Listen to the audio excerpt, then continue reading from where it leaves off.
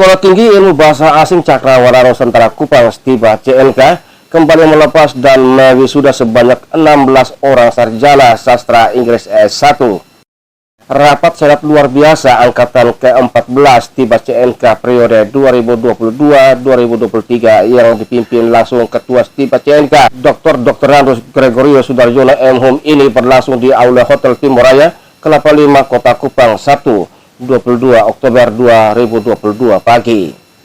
Ketua Stiva CNK Dr. Randus Gregorio Sudarjono M.Hum usai menghelat rapat senat luar biasa wisuda angkatan ke-14 Stiva CNK itu kepada awak media menjelaskan, terhitung sejak didirikan pada tahun 2002 hingga sekarang Stiva CNK yang dipimpinnya itu sudah mewisuda sebanyak 366 orang sarjana D3 dan S1. Kami melepas 16 wisudawan tahun 2022 ini, jadi total kami telah meluluskan 366 lulusan yang tersebar di seluruh provinsi NTT khususnya dan Indonesia. Masih bisa terserap sesuai dengan bidangnya, khususnya di NTT. Karena kan NTT sedang mengembangkan dunia pariwisata yang digalakan oleh Gubernur Victor Laiskodat. Kepada ke-16 orang sarjana S1 Sastra Inggris yang baru dilepas hari ini, harap dia bisa terserap dengan baik di lapangan pekerjaan. Apalagi saat ini NTT sedang mengembangkan potensi kepariwisataan yang digalakan langsung oleh Gubernur NTT Victor Bungtilu Laiskodat.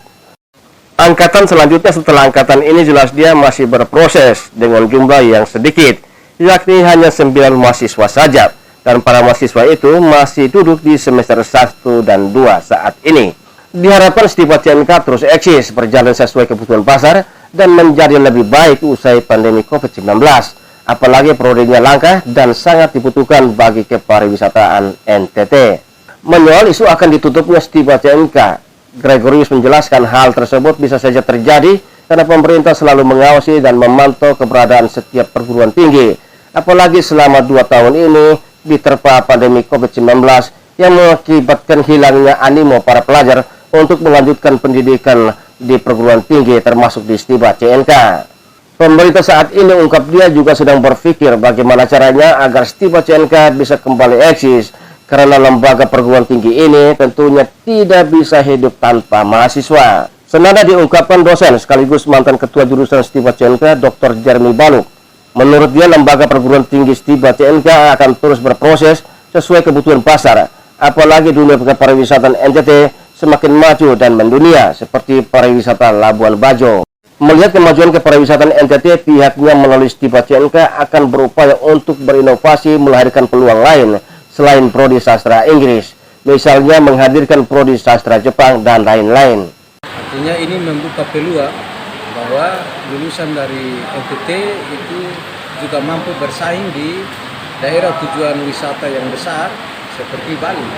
Saya berharap situasi semakin membaik, kita bisa kerjasama dengan universitas lain yang punya jurusan bahasa Jepang, lalu kemudian kita bisa mendapat tenaga-tenaga pengajar bahasa Jepang.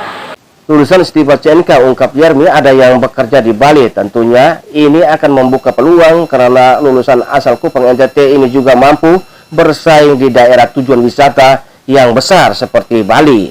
Tidak hanya itu, lulusan Stiva CNK juga ungkap dia banyak yang sukses di dunia jurnalistik. Dan hal ini akan menjadi peluang karena tidak hanya sastra Inggris yang dipakai di dunia kerja, tetapi juga bisa menjadi wartawan karena Stiva CNK punya pelajaran plus yakni jurnalistik sebanyak 2 SKS.